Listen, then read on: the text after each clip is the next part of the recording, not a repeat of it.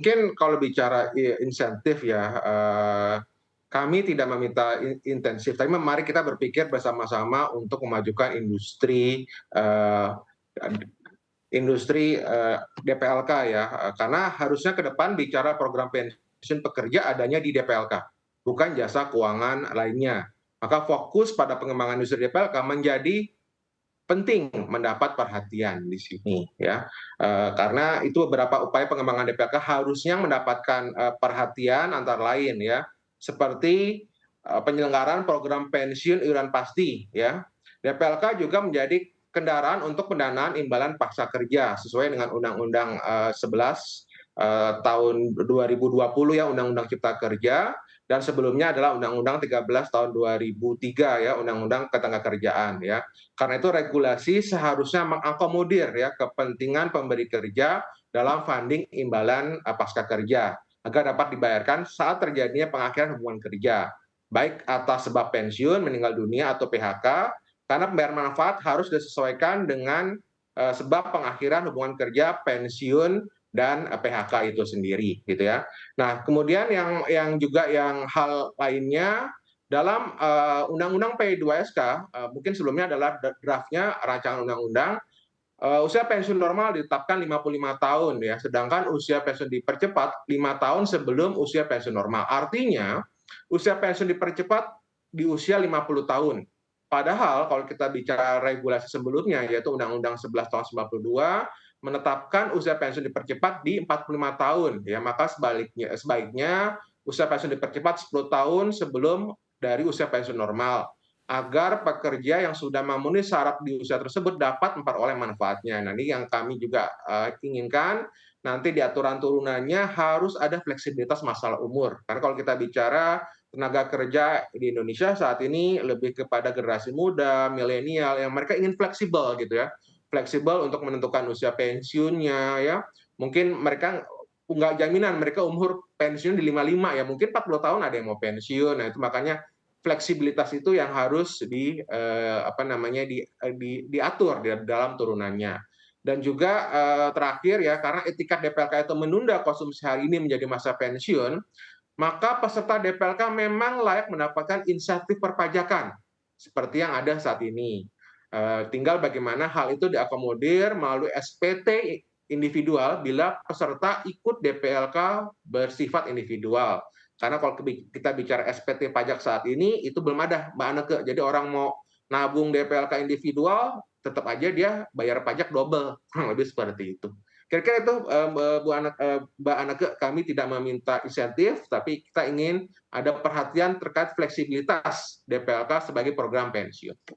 Baik, Pak Nanang, apakah ini juga menjadi faktor-faktor yang menyebabkan penggunaan dana pensiun di pekerja swasta formal ini masih minim dan apakah evaluasi yang sudah dilihat dari DPLK?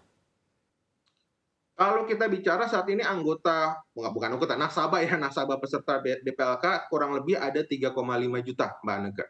Itu masih jauh, sangat sedikit sekali kalau kita bandingkan jumlah pekerja formal dan informal di Indonesia yang kurang lebih ada 130 juta ya.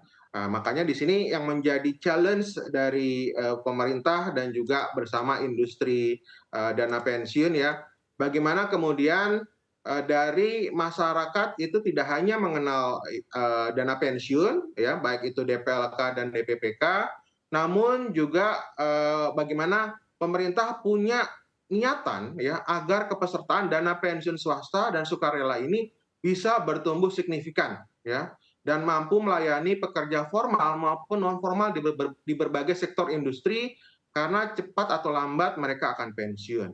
Beberapa DPLK anggota kami, sebagai sambil contoh sini seperti DPLK Bank Jateng ya dan DPLK Bank Jabar, mereka sangat punya beberapa nasabah yang itu bukan pekerja formal ya.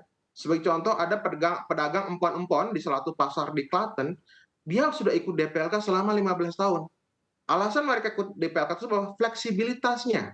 Mereka gunakan untuk DPLK untuk menabung selain untuk usia tua, untuk digunakan untuk tabungan mereka untuk umroh dan haji. Nah, makanya di sini kalau kita bicara tahun 2022 industri DPLK terus bertumbuh dan trennya positif ya.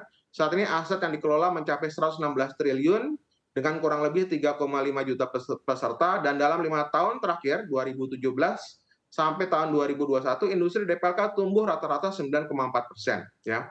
Maka kami berkepentingan bahwa tren positif di DPLK ini yang harus kami jaga dan itu kami butuh bantuan pemerintah ya dalam balik lagi mengatur aturan turunan dari Undang-Undang P2SK ini untuk tetap menambah jumlah peserta dana pensiun di Indonesia. Kurang lebih seperti itu. Baik, kita akan beralih lagi ke Pak Suheri. Pak Suheri tadi disampaikan Pak Nanang, sebenarnya kalau insentif ini bukan yang paling dibutuhkan untuk DPLK. Kalau dari Anda melihat seperti apa? Ya, sebenarnya kalau tujuan kita adalah untuk meningkatkan jumlah peserta, keterlibatan dari pekerja Indonesia punya dana pensiun, saya kira memang salah satu yang pernah kita bahas itu adalah insentifnya perpajakan ya. Jadi ada semacam kelebihan yang bisa diterima oleh peserta kita kalau mereka menempatkan dananya di dana pensiun. Karena toh pemerintah sebetulnya bisa mendapatkan suatu keuntungan juga dengan banyaknya dana masyarakat di dana jangka panjang, di dana pensiun untuk biaya pembangunan misalkan. Sehingga sebagai sebagai timbal baliknya adalah mungkin kepada peserta-peserta ini diberikan insentif pajak yang menarik.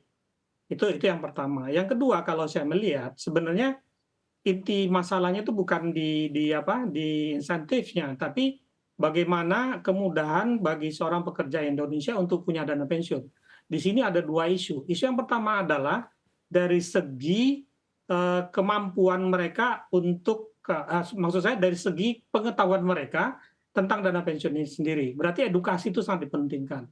Yang kedua, kalau kita lihat ketentuan-ketentuan yang berlaku di dalam perunahan-perunahan kita yang ada, semua dana pensiun itu kalau itu dilakukan oleh perusahaan, maka perusahaannya ikut membiayai. Ini saya kira menjadi hambatan. Kenapa? Banyak perusahaan kita saat ini yang untuk membiayai dana pensiun itu mereka tidak punya kemampuan. Jadi saya berharap sebetulnya kewajiban itu adalah di peserta. Jadi semua karyawan itu harus punya dana pensiun ya. Kemudian kalau perusahaannya belum mampu, maka perusahaannya jangan diwajibkan dulu untuk dipotong gitu.